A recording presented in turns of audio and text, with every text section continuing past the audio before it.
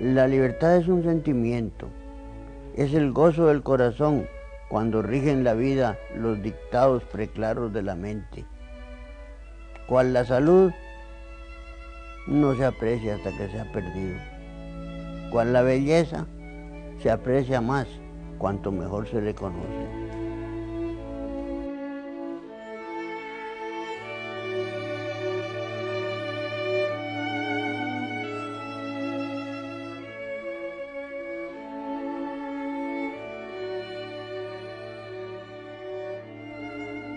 Contrario a lo que oímos a menudo, la dictadura es fatalmente ineficiente porque prescinde de la iniciativa de sus vasallos.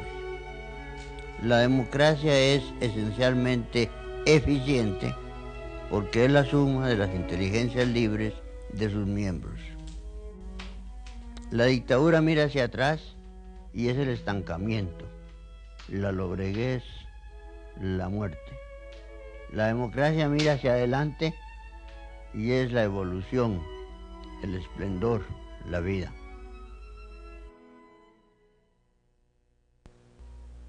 Don Pepe, ¿cuáles fueron los aspectos más sobresalientes de su formación? Vea, amigo Víctor, varias veces le he dicho que resulta para mí embarazoso, como dicen en inglés, o presuntuoso, hablar de mí mismo. Pero si por las posiciones que he ocupado en el país hay un interés en conservar anécdotas históricas, pues lo hago. En la formación de mí de pequeño, a medida que pasan los años, más y más descubro yo los resultados de mis bisabuelos y mis tatarabuelos en las luchas de Napoleón, porque hay la infinidad de narraciones que pasan de generación en generación sobre las hambres que se pasaron cuando el sitio de Gerona. Y el sitio de Gerona es ahora es una obra, como usted sabe, de Pérez Galdós. Yo no puedo leerlo. Yo no puedo leer el sitio de Gerona porque no tengo resistencia para aquellos cuadros en que los niños se comían los gatos de la casa y se comían las ratas y esas cosas. Pero de eso nació una mini cultura, como ha sucedido tantas veces en la historia con las guerras, ¿verdad? De extrema austeridad. Y en mi casa, por ejemplo, se recuerda esto. Mi padre, siendo niño, le dijo al suyo, que era un profesor de segunda enseñanza, que no le gustaba el bacalao. Eso hoy, en esto del siglo XX, a nadie se le ocurriría encontrarlo extraño. Pues el castigo por no gustarle el bacalao fue tener que comer 2 semanas seguidas solamente bacalao. Porque era una herejía, era un pecado, era una ofensa a Dios decir tal alimento no me gusta, en vez de decir gracias a Dios que hay alimento. Ve qué extremos, ¿verdad? Y así me criaron a mí. Me acuerdo que mi abuela, la mamá de mamá, siempre decía, val mezca fácil mal que no pasca quedi. Vale más que te haga daño que no que se pierda. Toda una actitud ante la vida, que es lo contrario de la época en que usted, que es muy joven, se ha criado, la época influida tanto por la abundancia de los Estados Unidos, en que el consumo es una virtud y hasta se le cree una virtud económica. Pero yo nunca fui a fiestas, no sé bailar, nunca tomé licor. ¿Por qué no iba? Por una aversión tal vez a la diversión superflua, tal vez por un poco de vanidad de ser distinto que los demás, por un poco de pedantería. Fumar probé como estudiante en Boston, pero como aquel tiempo se acostumbraba a la cachimba, había que andar siempre con 3 cosas, cachimba, fósforos y tabaco. Y a mí siempre me olvidaba una de las 3 por lo menos, y entonces resolví no. Además noté que me impedía concentrarme. el fumado me impedía la concentración, porque yo estudiaba muchísimas horas. Y cuando yo le contesté esto a mi papá, que le contesto a mi papá, que era médico, me dijo que bueno, que médicamente podía tener razón, pero que esa frase de que le impedía la concentración le sonaba un poquito a teosofía o a no sé qué cosa. Fue la reacción de mi papá. Don Pepe, ¿cuáles han sido sus mayores errores como hombre público?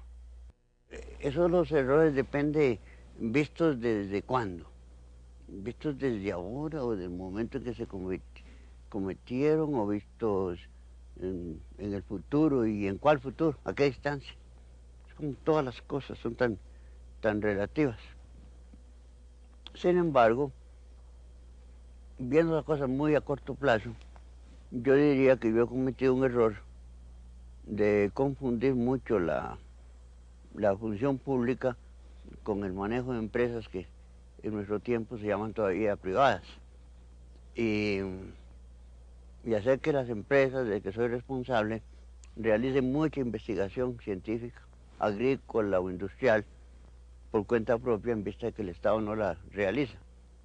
Y eso me ha traído dificultades financieras, le ha traído dificultades a los miembros de las empresas, a mis hijos, etc. De modo que, visto desde el punto de vista reducido de empresas que hoy se llaman comerciales,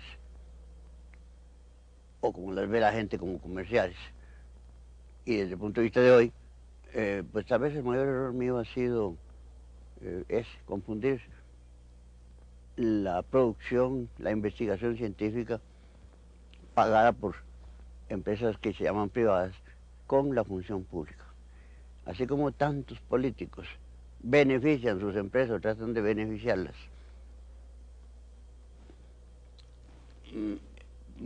por sus contactos con el gobierno, aquí siempre pasa al revés. Siempre pasa al revés. Cada alza de salarios por la que yo he luchado ha beneficiado a las compañías, ha perjudicado a las compañías. Y en una visión de mayor perspectiva histórica, ¿considera que hay algún error de importancia? No, yo estoy muy satisfecho. Yo creo que el enfoque que yo hice o contribuí a hacer de la economía y de la sociedad costarricense antes y después de 1948, pues fue el menos malo que las circunstancias permitían. Sí, ya con eso, cuando eso yo no era un chiquillo, yo soy del año 6, fíjese, ya tenía 42 años. Yo no era un chiquillo y había luchado mucho con toda clase de empresas y había leído mucho, viajado mucho.